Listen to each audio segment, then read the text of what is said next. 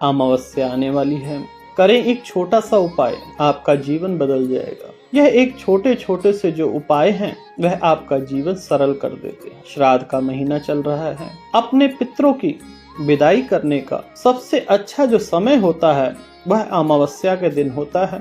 अमावस्या श्राद्ध का आखिरी दिन होता है। हम नहीं जानते कि हमारे दादा परदादा उनके दादा 7 पीढ़ियों तक, 7 पीढ़ियां हमारे ससुराल पक्ष की, 7 पीढ़ियां हमारी मम्मी की तरफ की, हमारे नाना परनाना के नाना, कितने ही हम नहीं जानते कि उन्होंने कब यह संसार छोड़ा था। किसी को तिथि नहीं याद रहती।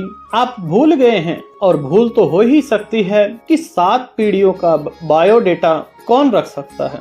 कुछ लोग रख भी सकते हैं, परंतु सभी के लिए संभव नहीं है। जाने अनजाने कोई भी गलती हो गई हो, क्षमा याचना के लिए श्राद्ध के आखिरी अमावस्या के दिन यह छोटा सा कार्य करके आप अपने पितरों से आशीर्वाद प्राप्त कर सकते हैं। आपने देखा होगा कि घर में दुख का कारण पितृ दोष होता है। पितृ आपको श्राप नहीं देते, आपके जो कर्म हैं उसको सिखाने के लिए आपके पितृ आपका मार्गदर्शन करते हैं। आप देखिए कि किसी को हम भोजन कराते हैं, क्या वह पितरों तक पहुंचेगा?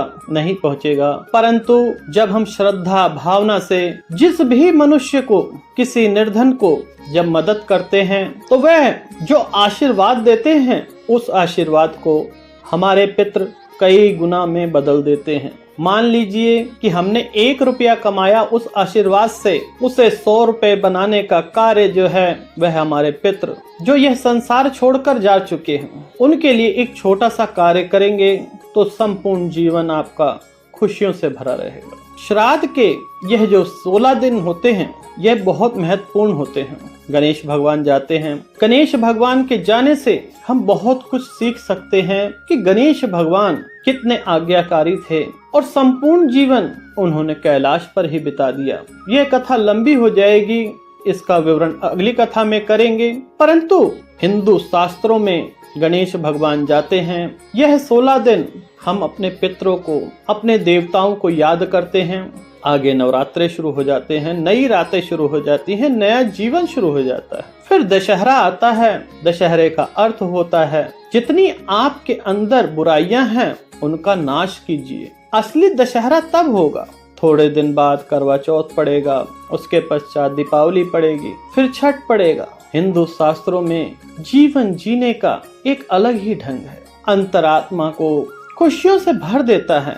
अगर आप ये त्योहार मनाएंगे तो आपके जीवन में खुशियां आती हैं। क्या आपने पाया, क्या खोया, इन चीजों को छोड़कर नवरात्रों में नया जीवन आरंभ कीजिए। अब आ जाइए अमावस्या को। अमावस्या के दिन आपके पितृ चाहे वेज खाते हैं चाहे नॉन वेज, परंतु अमावस्या के दिन उन्हें सादा भोजन जो भी आप बना सकते हैं, आप सक्षम हैं ऐसा भोजन बनाइए और 5 गरीब आदमियों को भोजन करा दीजिए। अमावस्या के दिन आपके जीवन में कोई भी समस्या हो, समाधान जरूर मिलेगा, क्योंकि वह जो 5 गरीब हैं वह आपको आशीर्वाद देंगे। उनका आशीर्वाद कई गुना बढ़ जाता है इस श्राद्ध पक्ष में। अमावस के दिन जितना हो सके, जितने में आप सक्षम हैं, दान कीजिए, फल दीजिए, रुपया, पैसा, मकान जिसमें आप सक्षम हैं। किसी गरीब का एक मकान बनवा दीजिए, किसी गरीब की रोजगार की व्यवस्था कर दीजिए। ज्यादा नहीं तो थोड़ा थोड़ा।